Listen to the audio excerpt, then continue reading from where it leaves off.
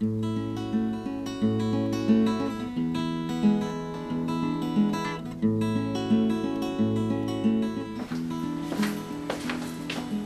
welcome back. Long time no see. Today we're going to talk about iced tea, specifically store-bought instant iced tea. And, you know, hot summer day like this, you need something to slake your thirst. And maybe you're not in the mood for something as bland as water. And maybe you don't like drinking soda all that much. So, you know, iced tea is a nice choice. And maybe you don't want to brew it yourself either. So the store-bought instants are a good choice. But there's a problem that they have too much sugar. They're very sugary, and you know that can lead to all sorts of problems, you know, with the extra calories, and maybe you've got medical reasons for needing to cut back on sugar. So I'm going to show you how to extract most of the sugar from store-bought iced tea with very little fuss. It's a pretty simple, pretty cool process. I think you're going to love it. And you know, don't get me started on these artificially sweetened or alternatively sweetened iced teas. You know, look, let's keep it simple. If you're going to sweeten something, use sugar or honey or something like that. You know, leave all the other junk for the chemists. We don't need that. Alright, so what you're going to need is a 2-liter bottle, and you're going to fill it up about 3/4 of the way or so with cold water. You're also going to need an empty 2-liter bottle. You need a funnel, and you're going to need your favorite store-bought iced tea. What I'm using here is 4C green tea pomegranate. I like it, it's tasty, and you know, whatever you happen to like, use that. So look, I'm getting thirstier by the minute. Let's stop wasting time. Come on over here, I'm going to show you how it's done.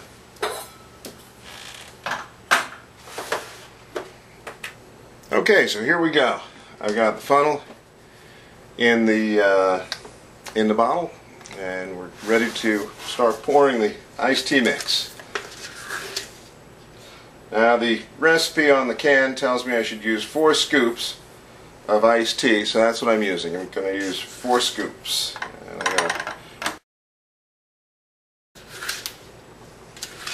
that's 1 scoop. That's about 2 scoops. That's about 3 scoops. And finally, we got about 4 scoops there. Okay, so now let's take a look at what's happened so far. We've poured in the iced tea mix, and look what we've got. You see this? What's that down at the bottom there? Sugar. Right. The iced tea mix flows down through the bottle, and most of the iced tea itself dissolves into the water, but a lot of the sugar doesn't, so it lays there at the bottom of the bottle. And if you want low sugar iced tea, well, you don't shake the bottle, because you shake the bottle, sure, you've got a little bit more tea flavor out of it, then all that sugar is going to dissolve, and you wind up with the stuff you're trying to avoid right now.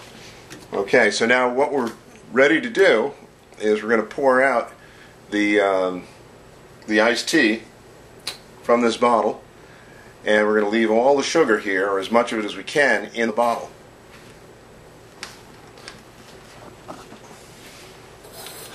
So what we'll do is we'll take our second bottle. This is where that second bottle comes in handy. We put the funnel in there. And we're just going to take the bottle of iced tea here, and we're going to